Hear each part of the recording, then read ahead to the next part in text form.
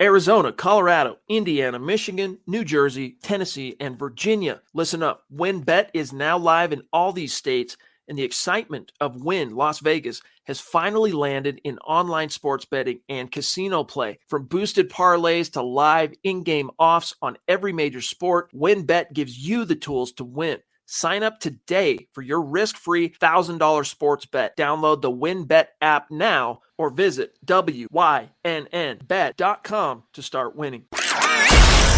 You're listening to the Huddle Up Podcast with Chad Jensen and Zack Kelberman. Join Broncos Country's deep divers at milehighhuddle.com and sound off. And now it's time to drop some knowledge.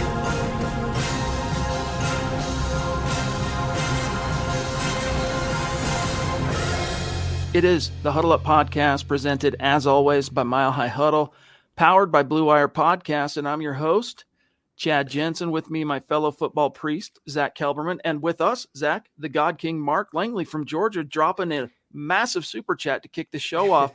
Love you, Mark. We're going to come back to you, Mark. Happy holidays. Hope you had a great Christmas. But Zack, I'm stunned now all of a sudden. We just get started, and boom, he drops a massive super. But how you doing, bro? And Vic Fangio, has the light left his eyes?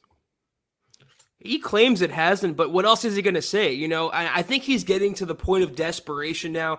And if you go back and rewatch yesterday's game, if you focus on the shots of Vic Fangio on the sideline, when his crossed arms weren't blocking his face, you could see a genuine look of worry, I think, on Vic Fangio's expressions and his mannerisms. And I think he knows the walls are closing in now because he can't escape another non-playoff-less season, non-competitive season, and the Broncos are tail-spinning their way to, a 7-win 2021 season. But him saying, I'd be okay, I'd be willing to come back for the final year of my contract with no extension. He's signing up to be a lame duck head coach. If that's not desperation, I don't know what is. But I start to question his motives because I don't really think he loves being a head coach that much. I know the paycheck's pretty nice, so that's why he'd want to do it. But I think it's power. He doesn't want to relinquish this title before Zack, he has to. doesn't he get the paycheck no matter what in the NFL? So it's like, if it's for cause, if they fire him for cause. Or Well, not for cause, however that works. I'm sorry I interrupted you. Go on. It's very uncharacteristic of Fangio, who's very tight-lipped and button-upped and kind of get off my grass persona, to be willing unprompted to offer that and send like a public olive branch to George Payton's office. I don't know. I think he knows that he can't escape this certain season with the quarterback that he hand-selected. And he tried so hard yesterday, Chad. It was hard going through the postgame because we can't get to the quotes. But when he said that Drew Lock played an up-and-down game, not much to talk about on offense, that's positive. But if that was Teddy Bridgewater with the same numbers, he would have commended Teddy for playing in that game. So it's really a changing of the stances verbally and publicly from Vic Fangio, and I think he knows his time is running out. Listen up, Broncos country. TickPick should be your first choice to buy football tickets because they save fans money by never charging any service fees ever.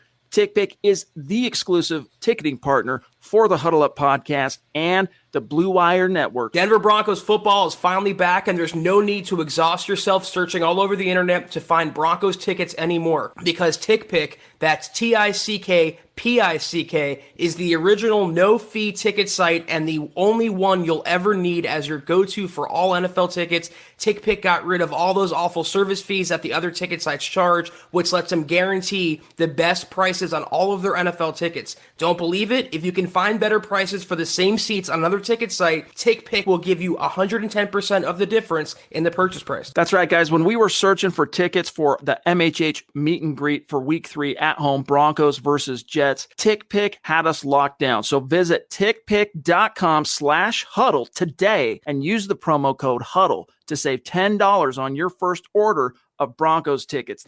Mark, you the man, bro. Hope you had a great Christmas. Give our best to Penny. Give our best to Zack. And we'll see what else is on your mind in the chat, my friend.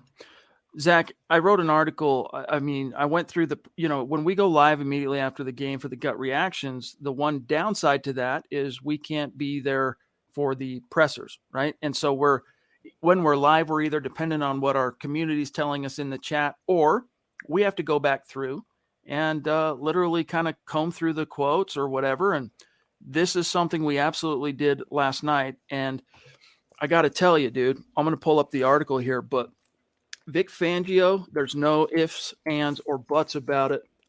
He has a Drew Lock bias relative to Teddy Bridgewater, but I don't even think it's so much comparing it to Teddy.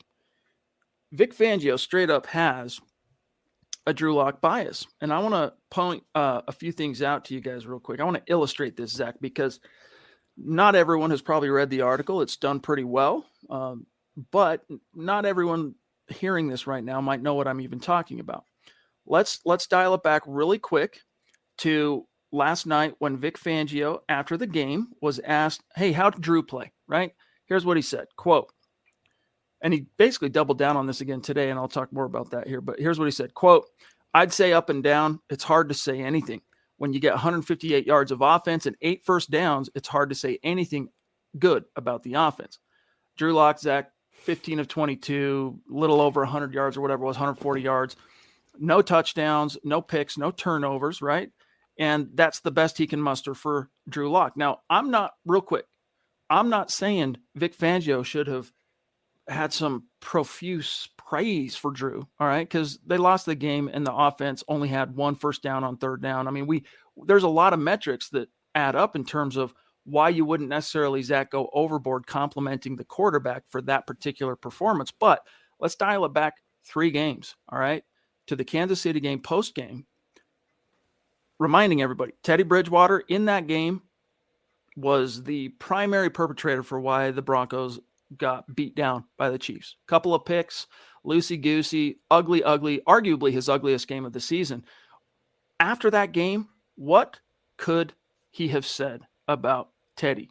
Specifically, hey, Vic, how'd you feel about those interceptions? Vic, quote, one was a tip. I'm not sure on the other one that he threw and that they caught. I'm not sure of the story behind that one. I thought Teddy did a lot of good things. We as a team did not do enough. Close quote. Zach, there is no way around it, okay? And I've got a theory behind why this is or what this is, but what's your reaction to this just being completely laid bare at this point? There's no getting around that. He's a liar. Fangio is a liar. He said it was an even-Steven competition. It was never even-Steven. He claimed the Broncos aren't a Jekyll and Hyde team when they certainly define that term, Chad. And for him to even infer he has no bias, he's lying about that. How about pointing out the fact the Broncos had 18 total rushing yards? 18. The majority of which did not come, by the way, via Melvin Gordon or Javonte Williams. They came from Drew Lock. How about talking about that? How about talking about how the offensive coordinator who he hired in Pat Shurmur put them in no situation to ever establish anything continual, to push the ball down the field, to put touchdowns on the board instead of settling for field goals? How about the fact of Vic Fangio taking 3 points off the board by mismanaging the sideline with Brandon McManus, causing McManus to verbally fire back at him and blowing a field goal opportunity?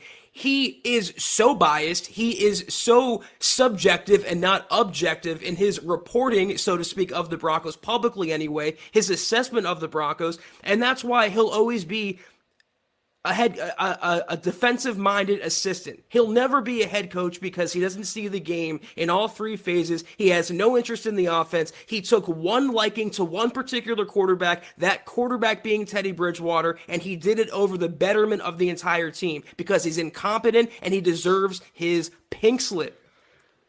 To me, Zach, and I don't really disagree with anything you just said, it's one of 2 things, all right? One, it wasn't just Drew Lock whizzed in his Cheerios, right? I think if there was a turning point to Vic Fangio becoming just so bleak and I don't know how else to explain it relative to Drew Lock, I think it was the Week 12 mask gate snafu in which Drew Lock, he made some mistakes, not only the mask, but purportedly trying to deceive the NFL when they came sniffing around the situation. But that's either it, Zach, or what about this? We've talked about that as a possibility, right, for a long time. Maybe that's what rubbed Vic ultimately. That's where Drew Lock lost his head coach. But what about this? Anyone who's a father out there that's coached your kids, or if you maybe own a business and you get your kid comes to work for you, a little nepotism, all right? There's some fathers, as an example, who are going to be way easier on their kid because it's their kid in those type of settings, whether it's in a business or whether it's on the team or whatever. Or if it's like me and the way my dad was, because I'm the kid, I'm way harder. He's way harder on me. He holds me to a higher standard. Expectations are significantly higher, and the praise is a lot more stingy relative to, whatever that endeavor is. If it's a football team or if we're working for your dad or whatever the case might be. Could it be simply, Zach, that Drew's his boy? Drew, after all, Zach, he's the quarterback that ushered in the Fangio era, right? That's who the Broncos drafted before Vic Fangio even got any players on the field. The first class under Fangio included Drew Lock at the quarterback. Or could I just be trying to be a little bit too gracious to Vic here? I think there's some truth in what you said there. I mean, don't forget, he also fired Scangarello, so he kind of sabotaged Locke's progress by firing the coach that he was resonating with and hiring Pat Shurmur, who completely goes against what Drew Lock should be doing at the NFL level. So I don't think he ever really believed in Drew Lock as a franchise quarterback. And I know I'm younger than the demographic around here, but for anyone who watched Hey Arnold growing up like I did, big fan of the show, do you remember the Tucker episode, the pass the ball to Tucker, where the coach's father was the coach of the basketball team coach, and his son played for the team, and he wanted him to take all the shots, and you had to get him the ball. He was the guy, despite Tucker couldn't shoot, he was hurting the team. Arnold had to step in and take the shots and actually help Tucker make the shots and help the team win the game. It kind of reminds me of that you mentioned the father coaching his son, giving preferential treatment, if that's what you're trying to say, or a bias. That's how Teddy is viewed in Vic Fangio's eyes. Well, it's to the detriment, not the betterment of the Broncos offense. And what you saw yesterday, despite what the haters have to say and those afflicted with LDS, Drew Lock took a step forward. He did not lose the Broncos the game. He was not the reason they lost. He did a lot of good things in yesterday's game, and he did the same things that if Teddy Bridgewater would have done that, if Teddy Bridgewater would have thrown the pass to Alberto that Alberto dropped, Teddy would be getting all the credit for it. But Drew Lock doesn't get any. They say it was the wrong throw. It should have been over the other shoulder. That's how delusional it really is, and it continues to be and will be. Dude, the drops last night in Vegas that the offense suffered from that really hurt the offense overall. You had a story about the Alberto situation that could have been a game-losing drop. That in and of itself is bad enough, but I'm going to come back to this because Sam Bam's been very patient. I'm going to find the quote today because even in the sense, Zach, of other guys dropping balls that should have been caught, guys that are paid millions of dollars to catch these passes, he still could not absolve Drew Lock of any wrongdoing on the drop. So I'm going to explain to you why. Hold on.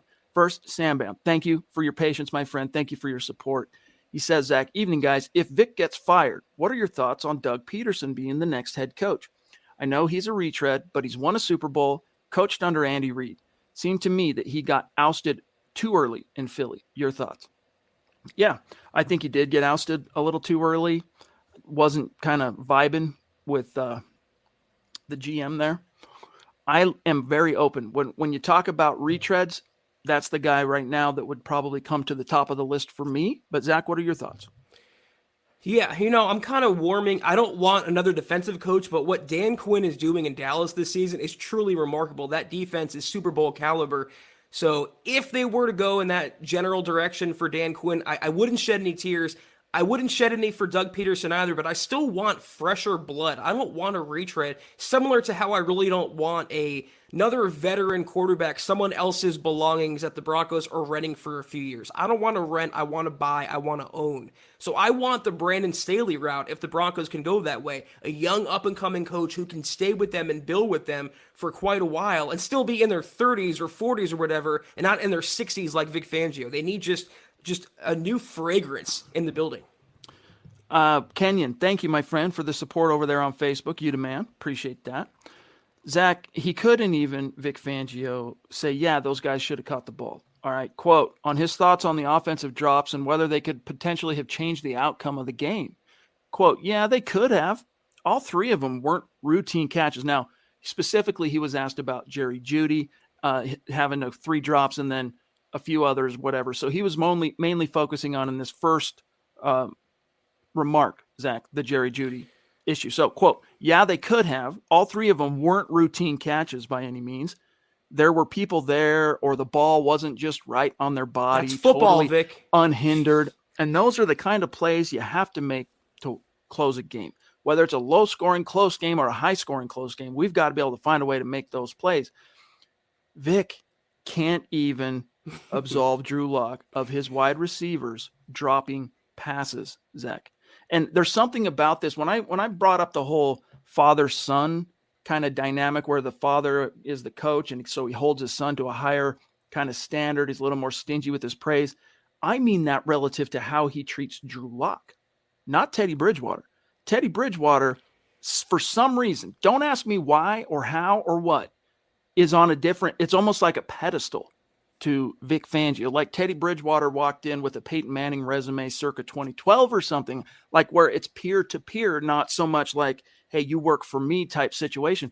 Something about the fact that maybe he's been there, Zach, all through Drew Lock's development, the foibles, the triumphs, the foibles, the triumphs. Maybe that's what kind of informs this attitude where he just can't even give Drew the slightest sliver of a break. Chad, this was the same guy in Vic Fangio, his very first press conference with the Denver Broncos. He comes up to the podium. He's asked about Von Miller. Von Miller, not a player like Drew Lock, but Von freaking Miller. And what does he say? He doesn't give a compliment. He doesn't give relative coach speak. He goes, he's good, but he can be better under me.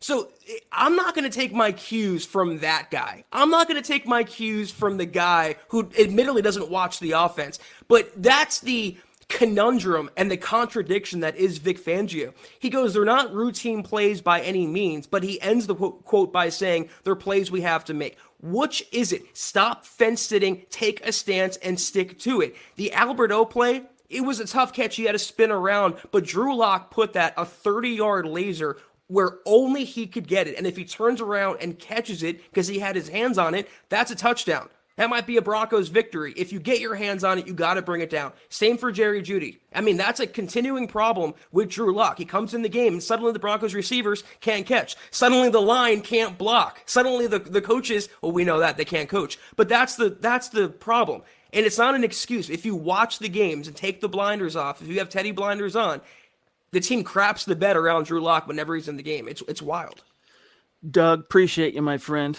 We're grateful for you being here. That's the absolute truth. There's a point here, Zach, from Kenneth Patterson. He says, PFF said Drew Lock was by far the best player on offense yesterday. Can anyone prove them wrong? It's all subjective, but I would agree, to be honest with you, but it's not saying much because, again, don't mistake what we're talking about here for us saying Drew was a stud yesterday, man. Like he was lights out, bro. I mean, his numbers, obviously, let me just pull them up. I don't have them memorized. I remember the 15 for 22, but Drew Lock finished with 153 yards passing and a QB rating of 87.9.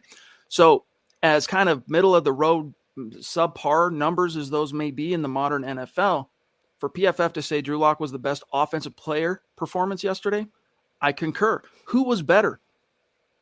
Who was so kind of, I wouldn't say flawless. That's not the right, because when someone says flawless, Zach, I think the synonym is when the way people interpret that is you're saying perfect. All right. Drew wasn't perfect. Drew did what his coaches wanted him to do. Didn't give the ball away, was relatively conservative with the ball, pushed it when opportunity knocked. And most of those opportunities, when it knocked, wideouts let him down. I think you hit the nail on the head because you said he did what the coaches asked of him. So the coaches, meaning Pat Shurmur and Vic Fangio, they likely wanted to make Drew Lock into Teddy Bridgewater. And you know what? Mission accomplished. He didn't turn the ball over. He was relatively safe. He made good decisions. He checked it down a bunch. He became Teddy Bridgewater. So bravo, guys. That's still the same end result. And I don't know how Broncos country, it's subjective to every fan, how they want to grade or measure a quarterback. Some think quarterback wins are a part of the equation. Others don't. It seems to be that when Teddy Bridgewater wins, quarterback wins are factored in. When the Broncos win and Drew Lock's under center, it's not a quarterback stat. So again, it's more to the delusion and the dissension in the fan base. And there's just so much hatred. There's so much delusional unnecessary, unhinged hatred for Drew Lock. I don't understand it. He didn't go out there and Nathan Peterman. He didn't even look like Drew Lock of a couple weeks ago. He made better decisions, and it's on my Twitter right now. I put it in slow-mo, the Alberto drop. Drew has a collapsing pocket, a lot of muck and muddle around him. He steps through it, not off his back foot, steps up into the pocket and fires a laser. Teddy can't make that throw. He can't dream of making that throw. And if Alberto can just catch the ball, that's probably a Broncos touchdown. Everyone's talking about how the Broncos will win, but no one will be talking about how good Drew Lock played. Dark Strain in the house. Appreciate that super chat. He says, hey, it's Chris. Happy holidays. Let it be special. Thank you, my friend. Before I forget, guys, I want to give you an early update on where we stand on the jersey giveaway on Facebook. 250,000 is our goal on Facebook for the month of December. When we reach it, we're going to raffle off a Broncos jersey of the winner's choosing. And the only people in the running for that raffle are those who contributed to the goal. We are now today, 8, 9, 10. We got 4 days after tonight to close the gap. We're at 70%, as you can see here on screen. So we got some making up to do if we're going to be raffling it off. But here are the top star senders. So if we hit the goal, Zach, these are the names that are going to have the most tickets in the hat. Michael Ronquillo at the top. Miguel, number 2. Followed by Travis Weber, Shane, Doug, Lawrence, Andrew Baker, Tim Hoffman, Pete Middleton, Stone Carranza, Joe Spaeth, and Jermaine Daughtry, that kind of Travis Tarbox. There's a few of the names, Yvonne, Lampe. So just an update. Appreciate each and every one of you. David Wilder, another one of our great supporters on Facebook, saying Vic knows he's gone in at most 14 days. You know, Scott, I don't know where you got those numbers, but I'm going to go ahead and roll with it. All right. Vic Fangio, when he got his deal, 4 years, $61 million. All right. $35 million guaranteed.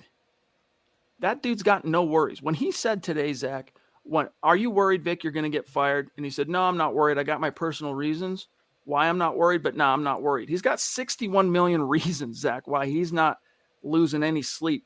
Maybe he is, and maybe I'm oversimplifying here, but regardless, Vic's going to be all right, ladies and gentlemen. He's going to land on his feet with a cushy DC job and about $35 to $40 million probably sitting in his bank account. And this is a guy, by the way, Zach, who preaches financial wisdom, financial accountability, financial frugality to his players. He's very concerned about players wasting their money or getting taken as a rich athlete.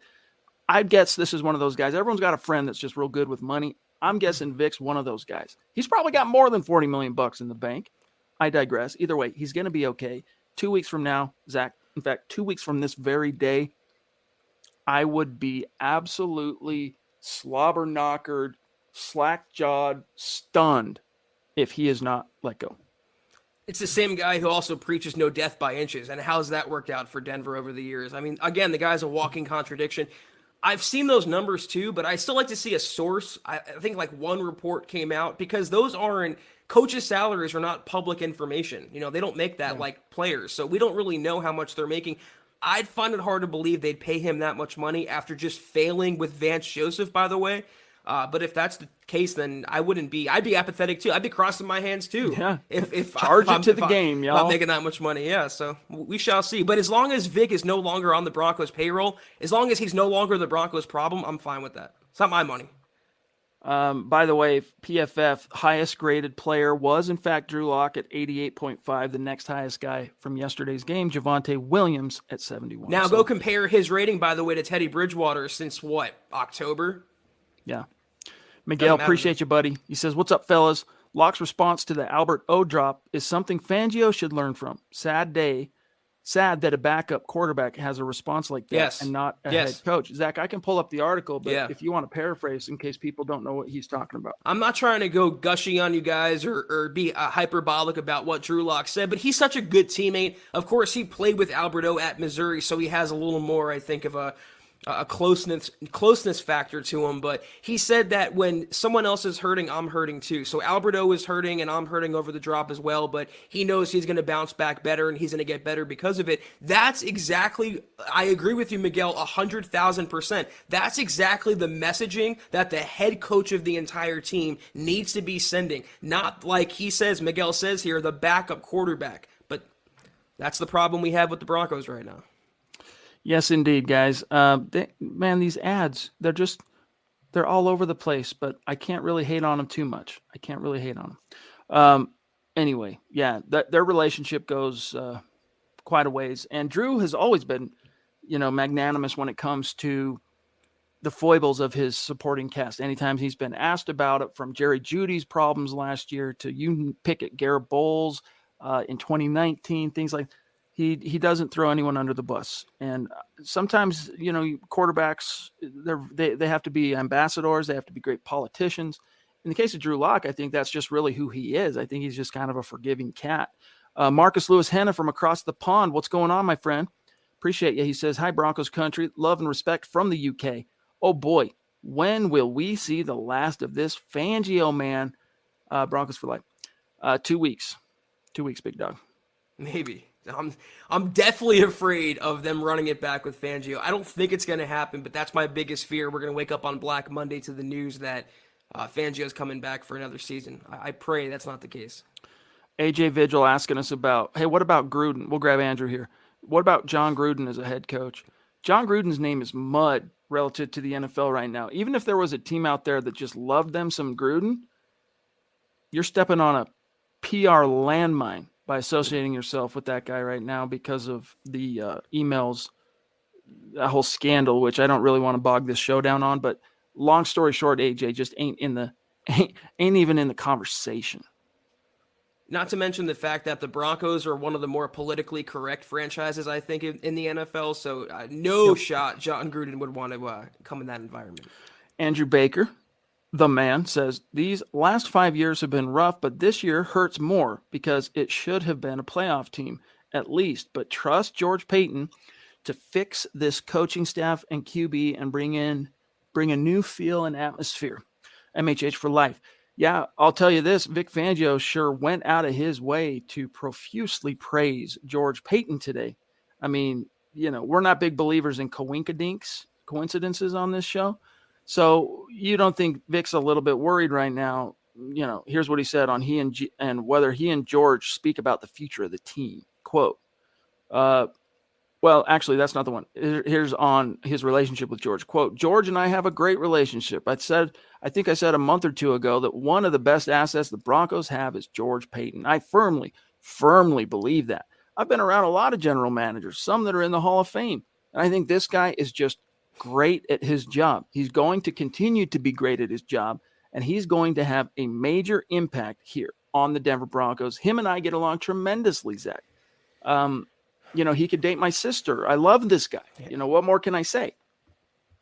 It smacks to me, maybe it's just my own bias speaking, but it smacks to me of Vic Fangio saying, look who I've been around, look how long I've been in the NFL, look who I know, and look how esteemed my opinion is. I don't really think George Paton really cares what Vic Fangio thinks about him as a general manager. I think Paton by now knows his capabilities and his assets to the team. So what else is he going to say? He's campaigning like a president would or a mayor or a governor. It's no different than that. He's trying to save his job and putting it out there publicly. For those who buy it, so many gullible people out there on social media, those who buy it will think, oh, well, look at Fangio and George Paton. They have a rosy relationship. Well, it's all optics. It's all phony, in my opinion. Politics. We have some unfortunate news to convey, all right? Deshaun Williams, big defensive lineman. And AJ, thank you for the stars, buddy. Done for the year, and that's not saying much. There's only 2 games left, right? But suffered an elbow, was it, Zach? And he's going to miss the next 2 games. And his future, interesting. Do you go and try and bring him back? He's a restricted free agent, though. I have the article up right now at milehighhuddle.com. RFA in 2022. And as I wrote, though, I mean, the Broncos are in a tough spot because they have Purcell under contract. They have Draymond and Shelby under contract. Do they need to slap a tender on Deshaun Williams? And in that case, would you put a second-round tender on him and pay him whatever that would be, $3 or $4 million? But if you put no tender on him, you risk him being signed by another team. So it also depends who's coaching the Broncos, because Deshaun came up pretty much under Vic Fangio. He was signed originally in the VJ era, but he got playing time under Fangio. If Fangio's gone, the new head coach might be, forget this, we have other, McTelvin Najim, for example. We can bring back Stephen Weatherly over Deshaun Williams. I like him. I don't know that he's a long-term 17-game starter, but a great pinch guy to have, a great backup to have. I would probably look to bring him back on a 1-year deal, short money, and move forward. Yeah, definitely not a restricted free agent tender, because I think even the lowest original round tender is probably more than what he's worth on the open market. So you can save some dollar bills and just try and negotiate with him on a 1-year return type deal. We got Smouse in the house, Z-Dub Designs, one of our longtime Super Chat superstars. Great to see you, buddy. How you been? Hope you had a great Christmas. He says, I'm over Fangio, Shermer, McMahon, and everything in between. Fangio is just as bad or worse than Vance Joseph. Please, George Payton, find coaches who actually want to build and encourage players. Well said, my friend. They just need some juice, man. They need some youthful swagger, some youthful energy. They need some vision. They need some creativity. These are not words that you associate with Vic Fangio or Pat Shermer. I mean, let's be honest. You watch any others. I mean, right now I'm watching the Dolphins and the Saints, and I wouldn't say Brian Flores is an excitable coach, Chad, but the Dolphins made a pick six, and they were high-fiving, going crazy on the sideline, jumping around. Where is that energy? It's so glaring that the one time they showed a pulse, the Cowboys game the Broncos did, it was Fangio clapping. That's what we celebrated. The fact that he was walking around and not being stationary with his arms folded. So they need that. And that's why Kenny Young was such a revelation, because he brought what was missing on the sidelines on the field. They don't have it from their quarterback in Teddy Bridgewater. They don't have it from their head coach in Fangio, their offensive coordinator in Pat Shermer. No one on the coaching staff can bring that spark. They need someone in the building to do that. Michaela here. When this flashed on the screen, I literally had to hold in a chortle. Let's hire the Donald to fire Fangio. You fired. It'd be great to see. It makes for some excellent television. I'd love to see that, Zach. And of course, civil discussion as always, right? Mm-hmm. Brooke, thank you for that super chat. That's a newer name that I don't recognize on the super chat wire. So thanks for being with us. Welcome. Connect on Twitter. Brooke says, what would be your shock level if Fangio returns with a change at offensive coordinator? I think Mike Kliss hinted the possibility. We'll find out in 2 weeks. If it were a conditional type return where, Vic, you're only coming back if you find someone else at offensive coordinator, I still would be stunned. Shock level, like let's say 10 is the most shocked you can be, I would be, high 8s, low 9s. I'm not going to say absolute, because there are very few things in this world, especially in media. Absolutes, you got to try and stray away from them. And, in other words, just about anything's possible. And it depends on how much credence you give, Zach, to all of the flowery GM speak we've heard George Payton say about Vic. I took this job in large part because Vic Fangio, and Vic, of course, we just covered some of the recent things he said about George. That's the only thing that would make me not 100% say highest level of shock possible, but dang close, Brooke.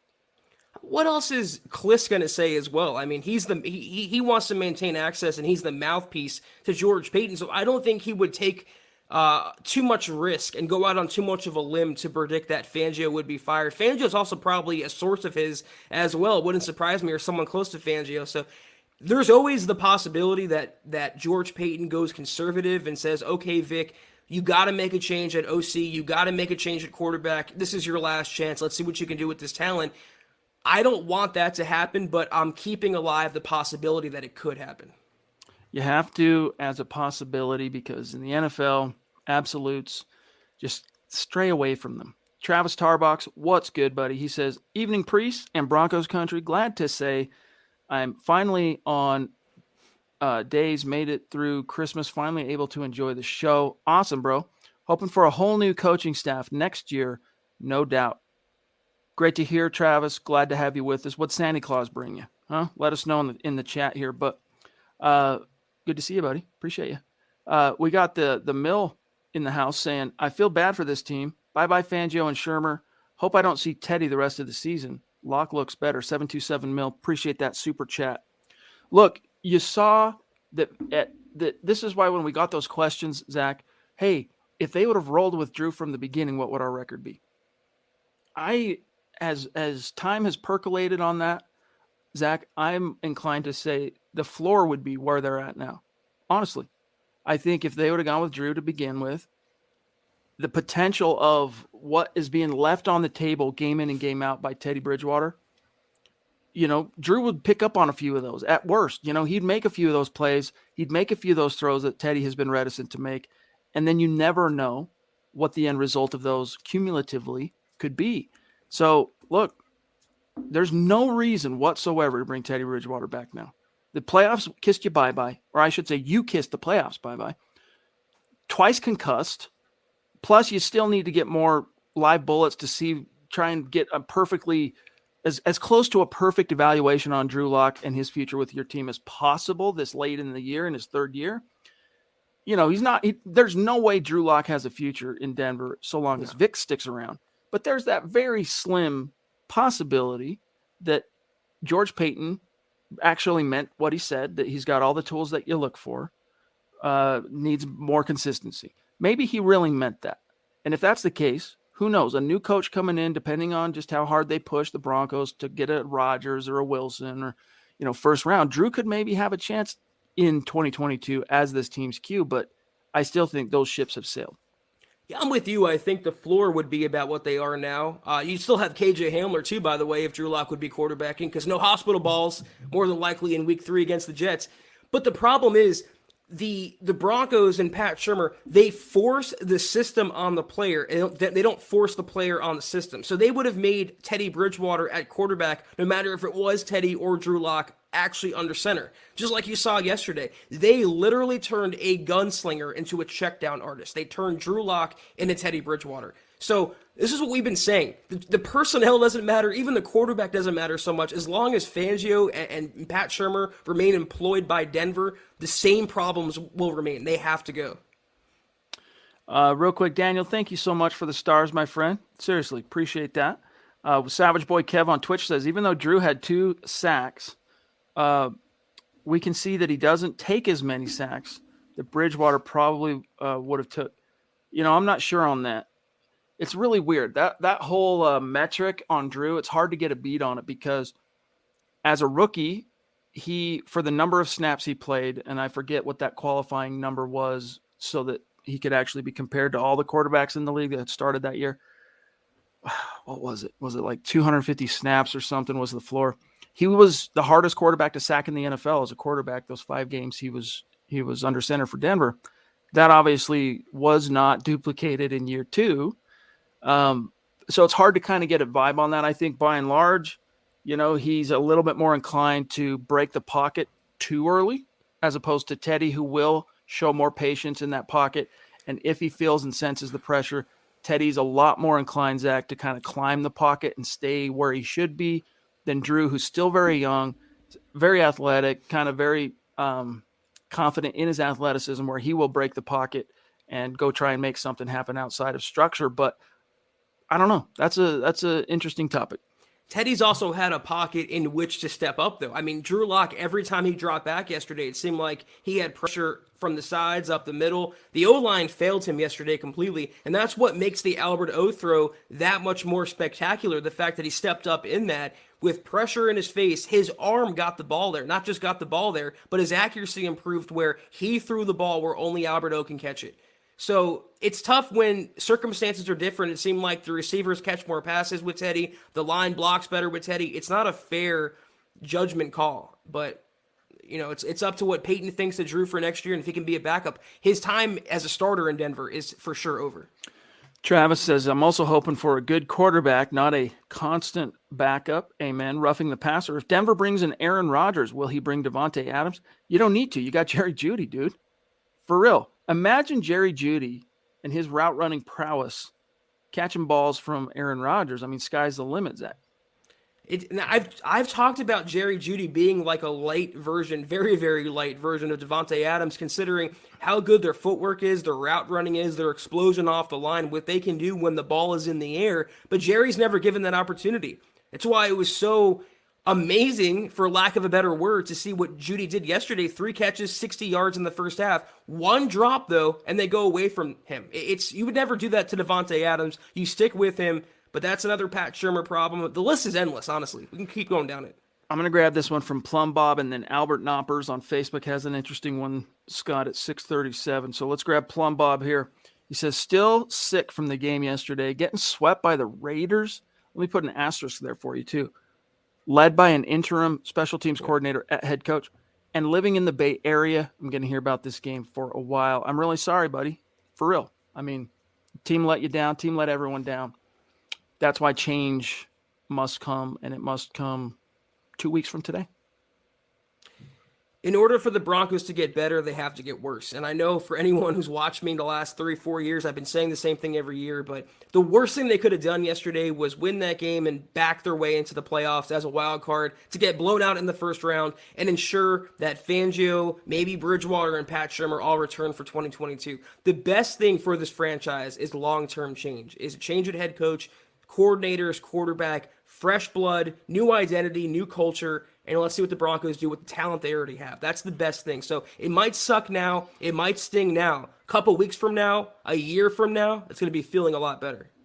I also see one, Scott, from Joe Spaeth at 6:38 that I like. I think some stars on that one too. But here's Albert, stud, super supporter, superstar, Mount Rushmore, in the house. Interesting theory. He says Drew is the nasty stepchild from a previous GM that Fangio didn't want. Teddy is his own. So maybe it's a misnomer, Zach, the notion that Drew Lock's drafting had anything whatsoever to do with Vic. And I think there's some truth to it, to be honest with you, because Vic, we don't know. I've never read any reporting or heard from a source or anything like that, Zach, that Vic was pounding a table for Drew. What I have heard is that he was very involved, or at least rubber stamped the Joe Flacco trade that happened, 2 months prior to the draft, right? So this could be true. It could be that he never wanted Drew. And so, combined with the way 2020 shook out, combined with week 12, the mask gate, and everything else and everything in between, maybe that explains it. It might, but it doesn't really matter what you want or what you don't want. It's what you have to work with, and you have to make the best out of it for the betterment of your team. And when everyone is screaming to give Drew Lock a chance and let him develop with this talent around him, he has way more upside than the quarterback you want to start in Teddy Bridgewater. And he goes against that. His only motive was to appease himself, that I made the call, I made the right call, it's all about me, it's my team. But he doesn't see that for what it is, though, Chad. He doesn't see the long-term vision because he chooses not to. He was focused on this year and winning to save his job and maybe score an extension. I'm saying this, him so unprompted, willingly offering to come back, sans extension, is a glaring Freudian slip. I think he really wanted that. He wanted to earn that before the year by making the right call, picking the quarterback, letting his defense do the rest, and earning it. But now he's trying to beg for it. That's the difference. Michael, thank you, buddy. Hope you're having a good night, my friend, as we sift through the aftermath.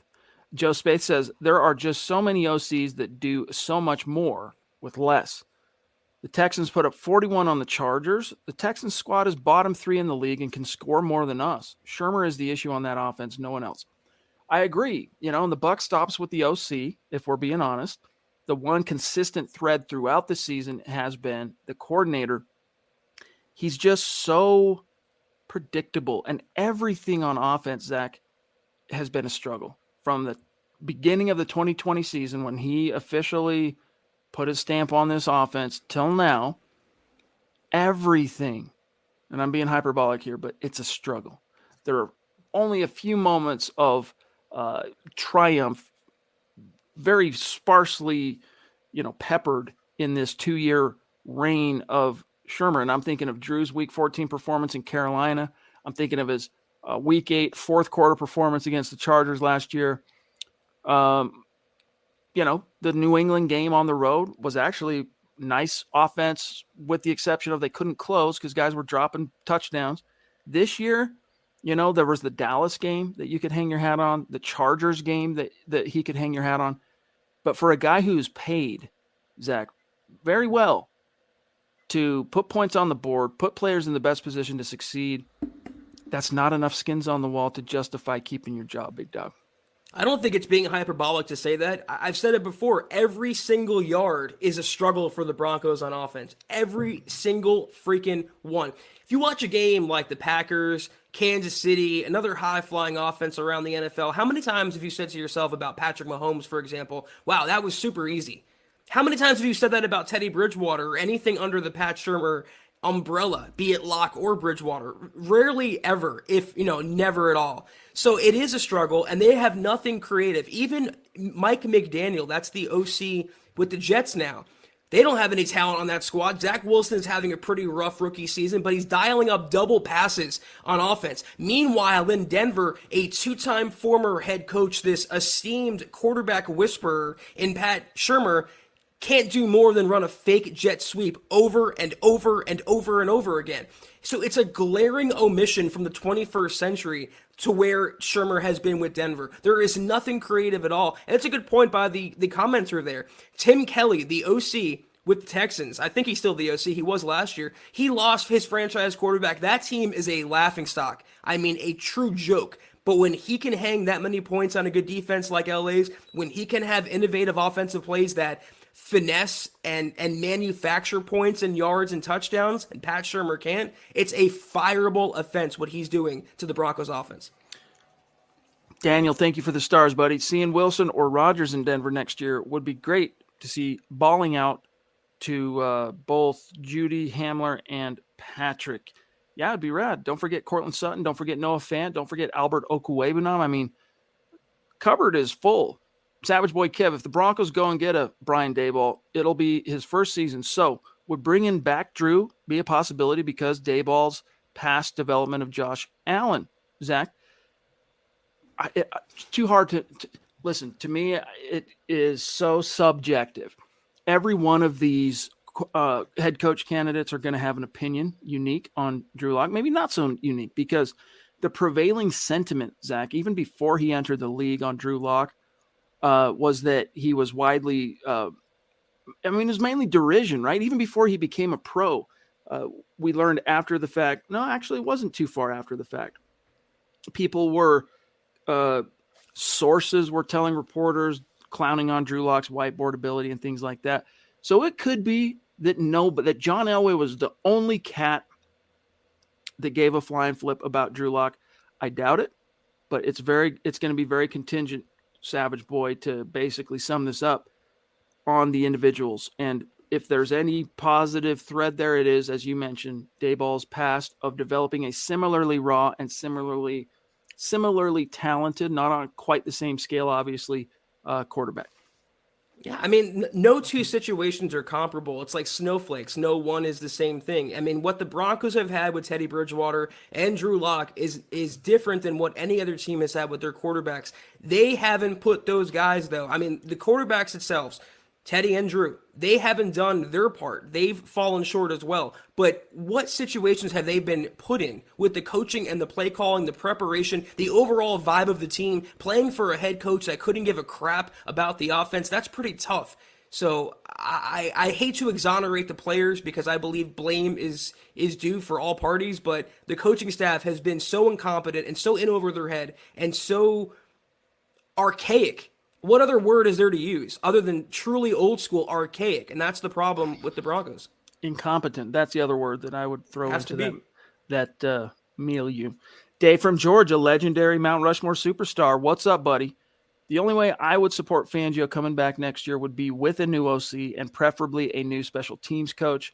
Hope everyone had a great holiday. Hashtag Broncos Country Football Priest. Hope you had a great holiday, my friend. Hope you did as well. What did Santa Claus bring you? Let us know, my friend. Jesse Fraley in the hizzy. Thank you, Jesse, a newer name. So connect on Twitter. Welcome. Vance Joseph was fresh.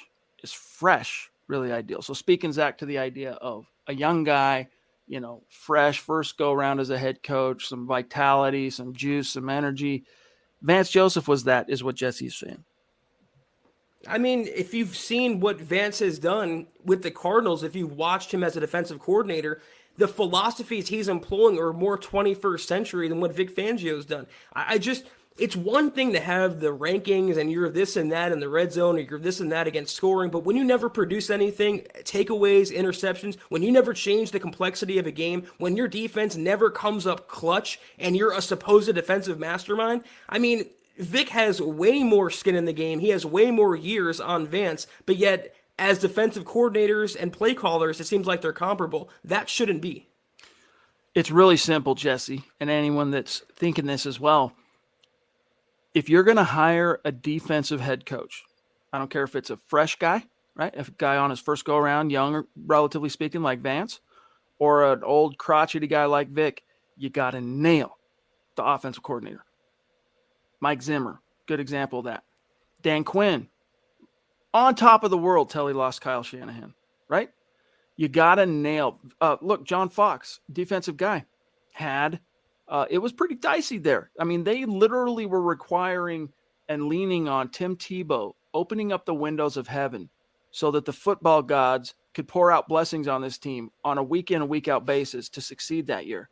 You take away Peyton Manning from that scenario for John Fox the next 3 years, I'm telling you, that Mike McCoy-led offensive staff, Adam Gase, they weren't going to be jack squat, all right? So if you're going to hire a defensive guy, I'm getting a little long-winded here, Zach, you better nail offensive coordinator or it's going to be a long tenure. And even long in the sense of, painful. Even if you have an offensive guy like Mike McCarthy, you still want to have an up-and-coming assistant like a Kellen Moore, for example. So, yeah, if they do go for a Dan Quinn or Leslie Frazier or, God forbid, bring back Fangio for another year, they better get the OC hire right, and I hope it's an innovative guy. But at this point, Chad, you or I or Theo or Scott would be an upgrade on Pat Shurmur. I mean, honestly, that's the case. It's not even funny. It's the truth. Let's grab Travis Weber. Thank you, buddy. We're keeping you on the side because it takes up the whole screen. He says, good evening, Chad, Zach, Broncos country. Hope everyone had a great Christmas. My take is that dementia has set in on Vic. If he thinks he deserves another season, the man is off his rocker. Fighting with Brandon McManus on the sideline. He has totally lost the locker room. I wouldn't be shocked if Peyton has already made up his mind, but must wait with the circumstances. On the other hand, moving forward, 3 players will be out for the Chargers, including Mike Williams and Chris Harris. Yeah, there's a positive for you. I don't think there's any must wait under the circumstances. There's nothing preventing him from informing Vic Fangio, even if you don't fire him. Vic, I just want you to know, at the end of the season, you are being let go so that starting tomorrow, they could actually begin interviewing head coach candidates. In order to be able to interview early under the new NFL rules, Zach, you have to have either fired your head coach or informed him internally that he will not be back next year. Yeah. So who knows? Maybe later this week, reports will start matriculating from the insiders that the Broncos are interviewing candidates, which, if that's the case, we'll know through default that Vic's has been informed he won't be back. I don't think that's going to be the case, though. I think George Paton, I don't think he really sees that much of an advantage in terms of competing with other teams out there for the top candidates.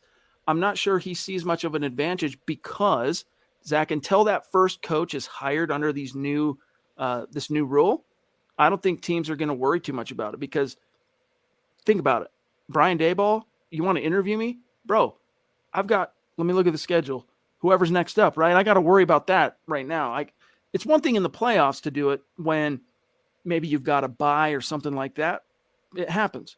But right now in the middle of the season, playoff berth on the line, I think George realizes that it might end up being more of a minefield to try and connect those interviews in season than it is worth it. And so he'll just wait till Black Monday and then start the process fresh.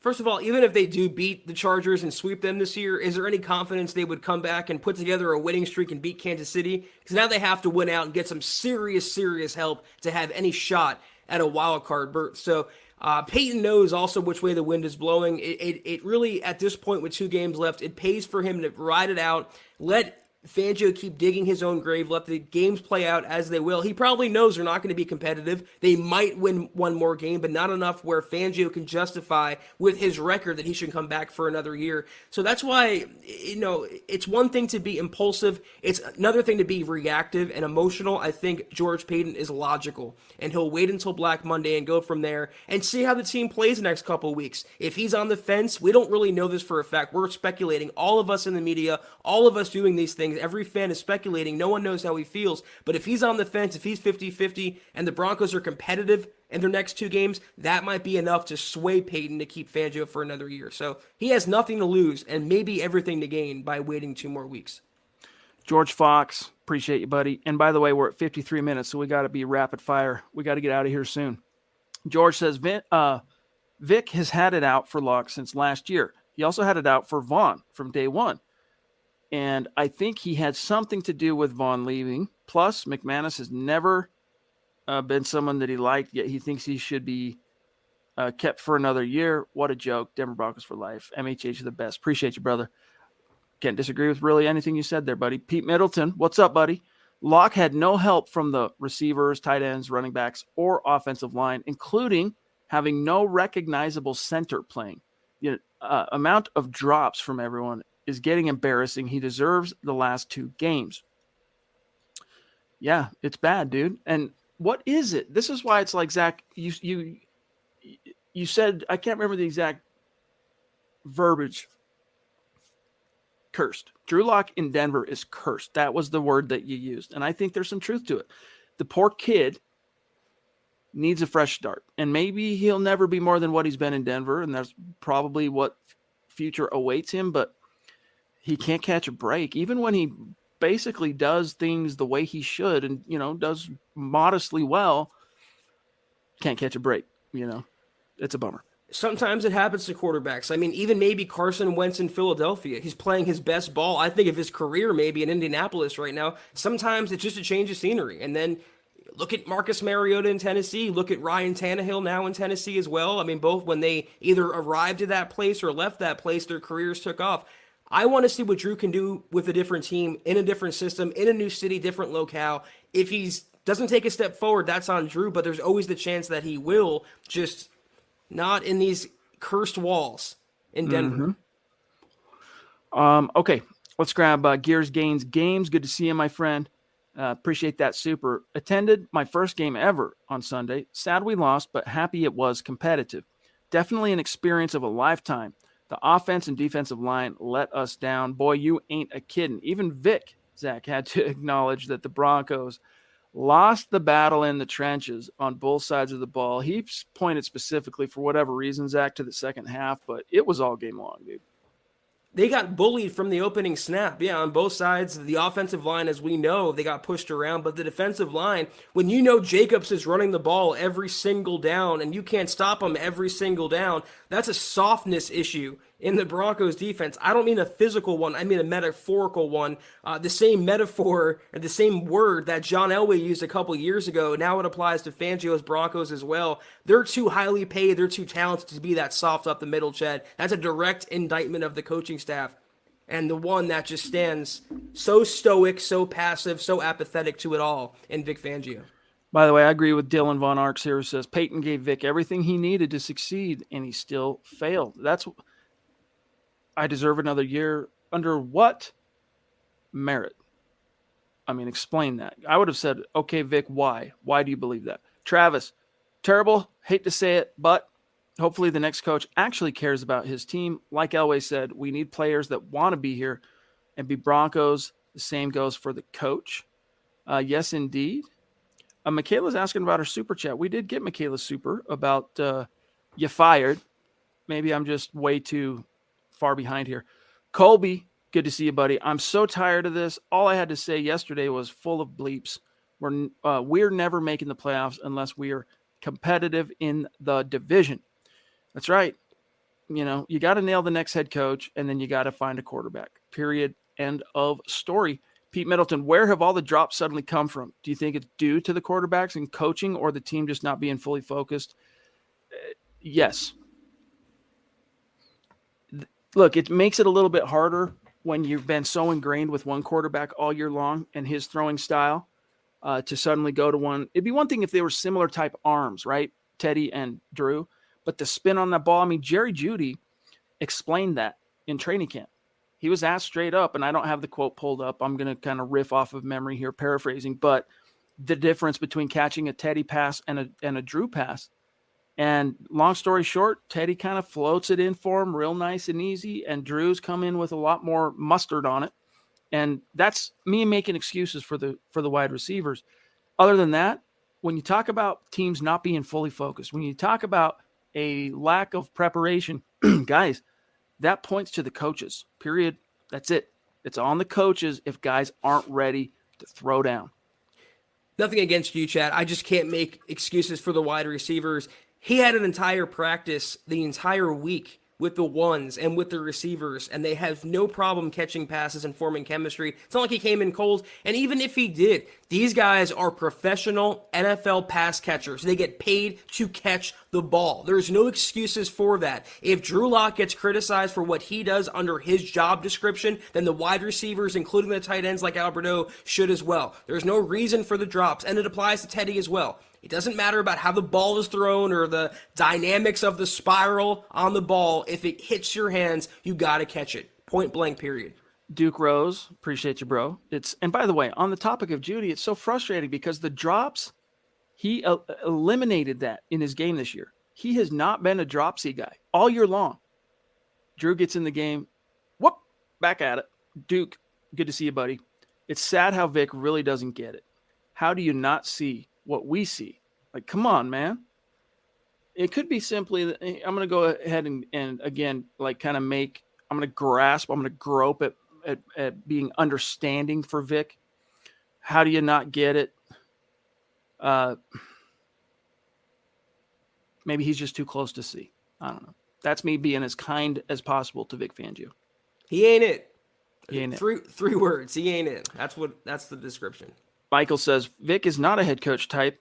He's a defensive coordinator by trade. Get a young head coach to turn the Broncos around in the NFL.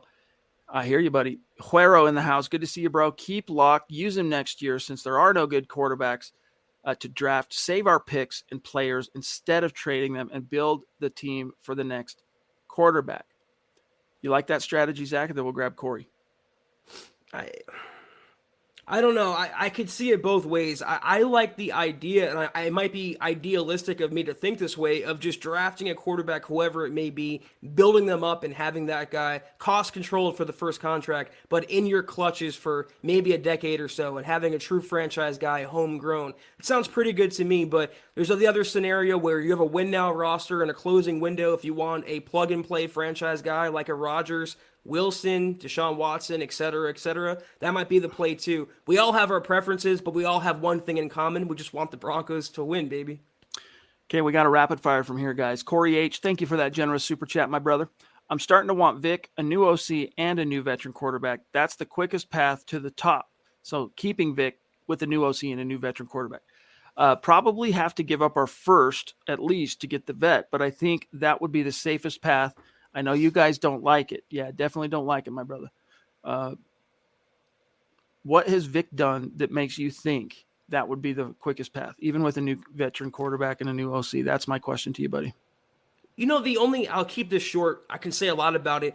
They don't want to get rid of Vic Fangio because they don't want to lose the defensive, I don't know what you call it, defensive rankings, because it's not game-changing ability. They don't want to lose the top-ranked defense, but I feel like a trade-off, so if they fell to, let's say, 10th, but their offense came from 20th to 10th as well, a well-balanced team, that it's a little better. I would take that trade-off, and that's what you have to do, and that's what has to be for Fangio to be removed from the equation. I'd be okay with the defense taking a slight small step back if the offense would take 3 leaps forward under a different head coach. Travis Weber, I don't know if it was the O-line missing Cush, but they were dismal and we couldn't run the ball at all. Jeremy says, listening to the players, they're all but shouting that Pat needs to go, but I don't think the team has given up on Fangio. Time will tell on that front, guys. We'll have our answer for sure on that within 2 weeks. All right. Josh N, thank you for the super. He says 14 carries, last 3 games, 27, 39, 30 carries. 14. Throw on first, incomplete. Obvious run on second. Obvious throw on third and long all game. If you're going to turn Locke into Teddy, give him the same run support. Well said, bro. Well said. They just could not get any push yesterday. Colby, Gordon was off, and it was obvious. Pookie was getting a few yards at least. Why not only run Williams? And Gordon maybe just one if Pookie needed a breather. No coaching or halftime changes, corrections. Yeah, adjustments. Vic Fangio knows nothing about this. He's won one game when trailing at the half, dude, like all time. Bad news. Leon jumping in. This is the time of year when I'm jealous of all the other teams with a good coaching staff. I know, man. I know. We must eat our peanut butter and jelly sandwich as much as we might not be in the mood for it. You know, it is what it is right now. I think we're not caught up. All right, hold up. We're doing some scroll, but we really got to rapid fire. We got to bounce on out of here. Sam Bam. In George Payton, I trust. 14 days till a new era in Broncos country begins. I fully believe it. Go Broncos. Amen, bro. Pete Middleton, today's the first day teams can talk to candidates if they have no coach. Just saying. Or if they've informed them, Pete, that they're not going to be retained. They don't have to make it public. They don't have to fire him, per se. But if they have internally informed that coach, they will not be back. They can request interviews. Mike says, great show, Chad, Zach, on the Mile High Huddle Aftermath. Thank you, bro. Appreciate all the stars. You the man. You're leading in the month of December for a reason. You're a freaking Hall of Famer, Mike. Nate, appreciate those stars. Really, we do. I think we're about there. Travis, great show, guys. Have a good night. Enjoy the week. You too. Zach, sign us off, bro. I'm going to go pull up Facebook, and then we'll see everybody Wednesday night. If I can get to these banners, I sure will. That was the Huddle Up Podcast, guys. Follow us on Twitter at Mile High Huddle for all your Broncos news, rumors, analysis, transactions, and more. Follow us on Twitter for the podcast at Huddle Up Pod. You can follow Chad on Twitter at Chad and Jensen. You can follow myself at Kelberman NFL. Follow Scott on Twitter at Scout Kennedy. If you haven't, go to huddleuppod.com right now. Get yourself a comfortable hoodie. Get yourself a hat. Get yourself a lot of goodies at huddleuppod.com and facebook.com/Mile High Huddle. Become a supporter. Big blue button. 3 exclusive shows at your fingertips. Kelberman's Corner every week. Broncos Book Club and Trickle Zone. $5 a month. Worth every penny. I promise you that. And facebook.com/Mile High Huddle Pod. Like that page and follow that page. If you haven't, guys, go to Apple Podcasts and leave your football priest a 5-star review for a chance to win some swag each and every month. But if you can't do that, do these 3 things. Take 5 seconds. Subscribe, like, and share this video and every video you see on the MHH channel. Helps us grow and reach more Broncos fans just like you. Yes, it does. We've seen a bunch of 5 stars coming in, and we appreciate each and every one of you. And we look forward to doing the raffle on who's going to win some swag from that group. I think Sunday is when that will be, all right? Because, the Super Chat rankings. I'll pull those up. Let me find them. Let me do this real quick, and then we'll pull up the Supers. Michael at the top today on Facebook. Thank you, buddy. Just going off the chain. Travis Weber right behind him. Joe Spaeth, Doug, Colby, Pete, Andrew Baker, Travis Tarbox, Miguel, David Wilder, Kenyon, Nate, AJ, George, Marcus, Daniel, Jeremy, multiple newer names there. I love seeing it. Thank you guys so much. Helping us keep the lights on here. And speaking of helping us keep the lights on, our Super Chat superstars are the ones that deserve the clout and credit for turning this into what it became and has become when we first started doing these live streams, Zach, many moons ago now. How long has it been? 2019. So we're in our 3rd year, right? Doing this, turning all the pods into live streams. And anyway, you guys, you make every one of our live podcasts just so the conversations, the relationships we build, it's just phenomenal. Here is the rankings up to date as of the 27th of December on Super Chat. DWI guys at the top. Michaela at 2. Your spot is secure, Michaela. It looks like at 2. Naj has worked his way up into the top 5 over the last 24 hours. Christopher Gaspari still in the top 5. And then the Queen at 5. Chris Hernandez. Here's a few of the names just outside. Mark from Georgia might have worked his way in after tonight. Kayaka, Malachi, Corey H. is going to climb a little bit after tonight. So those are the names. Love you guys. Appreciate you. And as Zach said, we'll see you on Wednesday. Take care, and as always, guys, go Broncos. You've been listening to the Huddle Up Podcast. Join Broncos Country's deep divers at milehighhuddle.com to keep the conversation going.